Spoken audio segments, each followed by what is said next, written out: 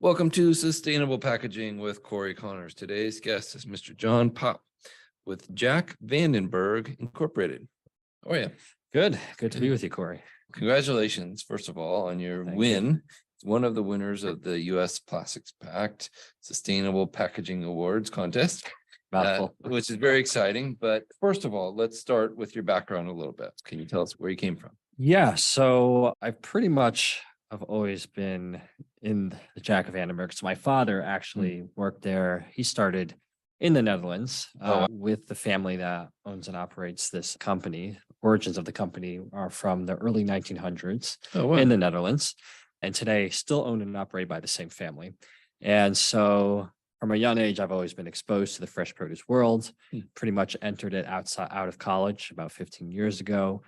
And initially, when I came into the company, I was focused on more of the operations and financial side of the business, but kind of found my way into sustainability via marketing. So I've always been a little bit artistic, like getting involved in design and marketing.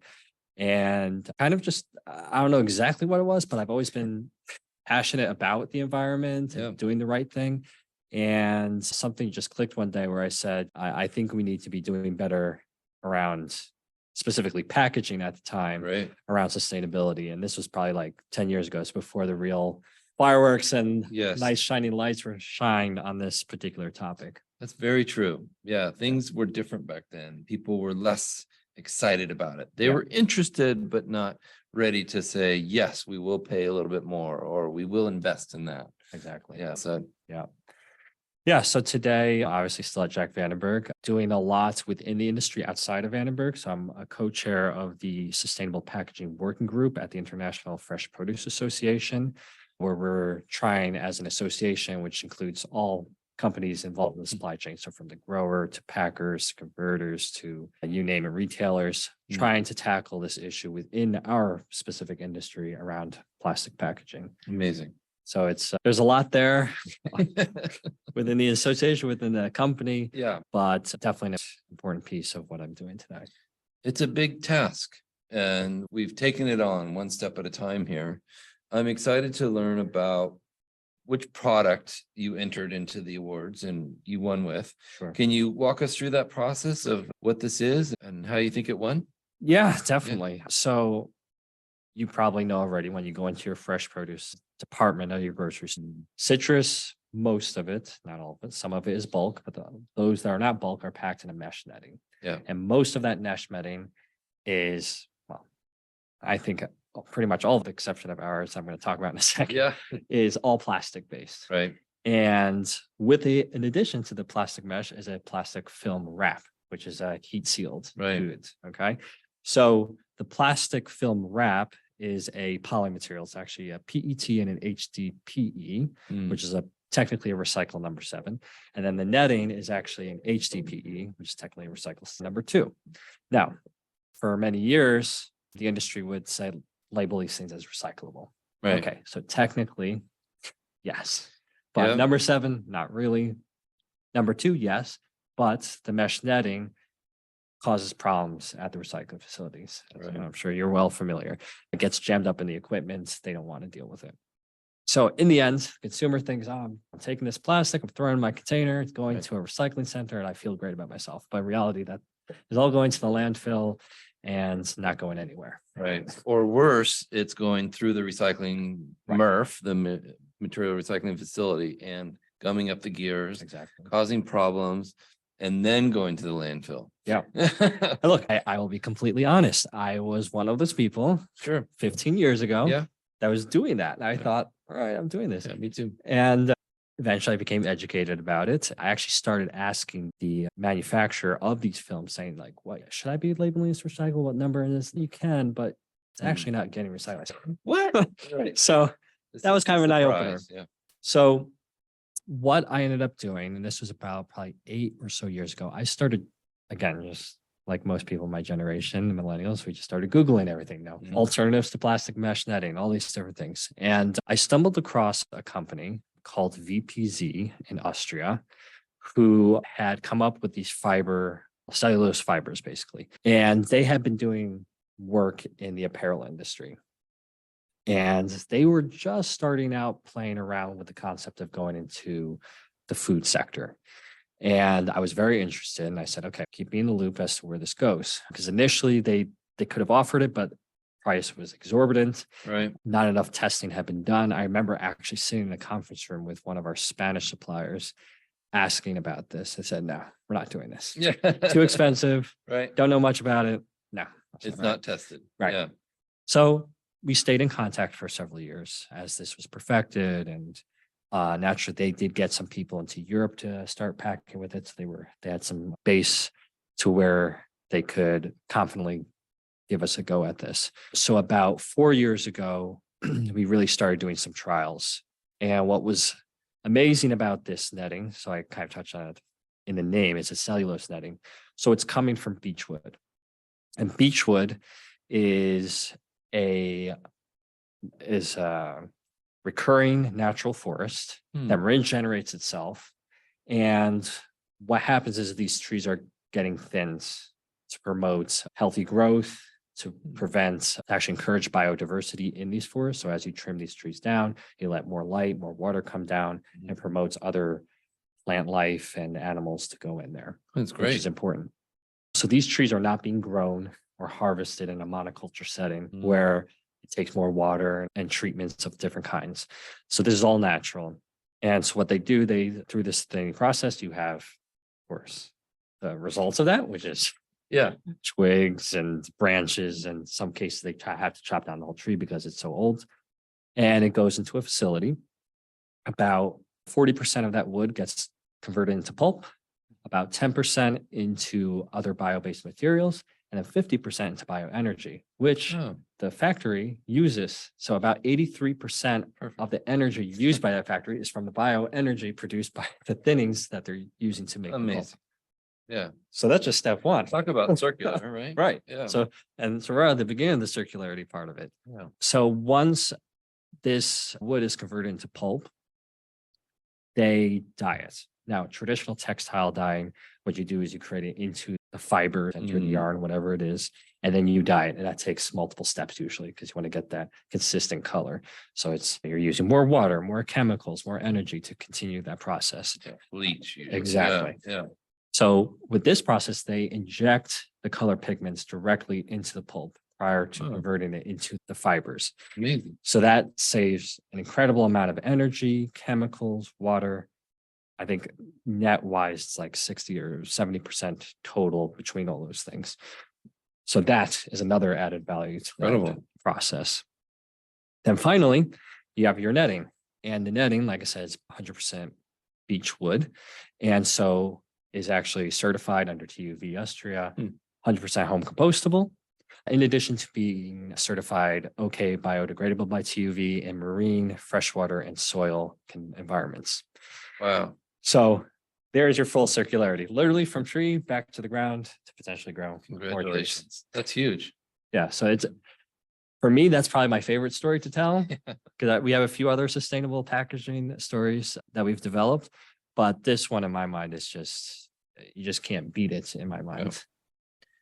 And to replace plastic directly, and especially at number 7, which we all know, number 7 plastic is not going to be recycled. It's the other. It's the others. Yeah. It may be downcycled into something else, which is great. But it sounds like this is directly compostable and you can throw it in your backyard compost bin. And that's great. Yeah. I mean, it's still challenging because we don't necessarily have the industrial infrastructure in place yet that a person living in the northern hemispheres of Montana in winter are not going to be able to home compost this. Right. But it does give people a better option. I personally have a Lomi device. Yeah. Where I composted this many times. Yeah, me too. That's great. And we've actually partnered with Lomi. We actually were one of the very first food packaging products to get the Lomi approved seal for the packaging, which we're very proud about as well. We worked very closely with them when they were developing this. Excellent. And they've been on the podcast. Yes, I do remember that. Can you explain to the audience what they are, what Lomi Yes. is? So and why that's Lomi so cool. is basically a device developed by Pella. And Pella, for those who don't know, is known for their mobile cases, which actually I have one even myself. Yeah. Pella case. So to my knowledge, the world's first and maybe still only home compostable cell phone case. I think it might be. Yeah. And from what I understand, you can correct me if I'm wrong, is that they developed the Lomi, or the Lomi was born out of them wanting to find a device that could compost their cell phone cases on a more home, individual, or even commercial level, rather than everyone sending their cell phone cases to them, Right. carbon footprint, all that. And then they said, rather than just focus on a cell phone, because how many cell phone cases people buy and compost in their home, Right. why don't we expand this to anything that can be composted at home? So you're primarily your organic food waste, Yeah. and then whatever else could be home composted. We run ours every day or two. Yeah. It's Mine's incredible. every day or maybe twice a day. Yeah. I have 3 young kids. Oh, It's a lot of banana peels and apple peels. And When I interviewed them, they told me that the average American produces 1 pound of food waste every single day. Yeah. And if you think about that nationally and then globally, it's incredible the amount of waste that we're that's putting in. organic waste. Yeah, into know, the landfill. It's Most of building it. blocks of nature. You just Yeah. throw in the garbage, which Right. could easily go into, look, not everybody has a home garden. It can go in your home garden. It could go into a community repo that can redistribute that, or be used in the municipality, whatever it is. But we've been literally throwing away these building blocks in nature, which is, Very quite sad. unfortunate. But yeah, so it's been great to offer a product that can facilitate. And look, there's a lot of other home composting appliances that are coming out into the market, which is great. But we know that we internally also had to provide more education to enable consumers and empower them to do what needs to be done with this packaging. Because the last thing we want is this going to landfill. Yes, eventually, potentially, it'll break down depending on how much oxygen is going on in these landfills. But we want to empower them. So on the tag of these nettings, we do provide a QR code that, so in addition, provides where the fruit was grown, how it was grown, but also about the packaging, what the packaging is made of, how to properly dispose it. Now we say it's home compostable, but you might not have home compost. So here's a link, and I think it's called findacompost.com or something. I forget what, but it's a third-party site where you can key in your address, and I'll tell you where the closest composts, whether it's a municipal run or an industrial facility, where you can compost. So we're trying to give them the tools to do the right thing. Hopefully, it makes somewhat of an impact. Right. And you're not pulling out petrochemicals out of the earth, and all of these things are very positive steps. So anything else that you want to talk about your products, or anything else? Wow. This has been amazing. And again, congrats. No, thank you. No, I mean, I think the only other thing, looking at the other side of it, meaning not just the consumer end, but within the supply chain element, is that the great thing about this netting too is they didn't require any new equipment in the packing houses. This netting went right on the existing equipment. Yeah, it requires some additional calibration because of whatnot, but it runs on the existing equipment. So there's not that upfront cost that a packing facility has to say, okay, now I have to invest $50,000 in a new machine. So that was a big deal.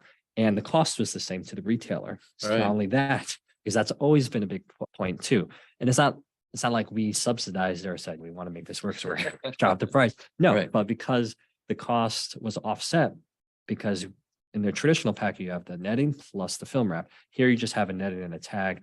So the netting cost for the tree fiber is more expensive, but it is offset because you have not more packaging. So less material. Yeah, exactly. So it's been kind of great all around.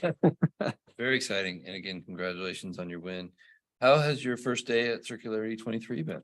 It's been really good. It's the first time I've attended this event. Yeah. And I guess it hasn't even been a full day yet. I know there's a few more sessions. I just left at the keynote session for today. I heard the governor of Washington speak. Yeah. And before that, I was in some networking sessions. And it's a unique experience in that I've generally only been at fresh produce conventions, where you don't have a whole lot of people thinking on this level of sustainability. So to be around like-minded people that kind of understand the challenges and maybe think of it from different perspectives and can offer different solutions and ways of tackling these problems is definitely been refreshing and invigorating. Yeah. And that's only half a day. So I can imagine I'm gonna leave definitely with some good new connections and good ideas so that we can hopefully bring back to the industry. It's exciting. It's inspirational. I think is Yeah. the word I would use for when I meet people like you and people that are here. There's 1,400 people here, Yeah, it's amazing. and Amazing. they all have some efforts in mind in some ways of helping the planet be better. It's an exciting time in the world of sustainability. Like you said, 10 years ago, not so much. Today, people are interested. Our listeners, our viewers are excited about what's happening. Yeah. And I think this podcast proves that people are interested in it. Yeah. They're listening. It's not as lonely. Yeah. I think that's another thing is like, and we've heard that many times, I think, Yep. through your podcast and through the industry of the sustainability sectors. It's lonely, dude, because it's still a developing Yeah. area where people can't necessarily find those like-minded people so easily. So it's good to be around those people. Very well said. What's the best way for people to get in touch with you and buy this sustainable product? So I'm available on LinkedIn, of course. Who isn't, I guess, these days? John Paap. Of course, you can visit the Jack Vandenberg website, which is just jackvandenberg.com.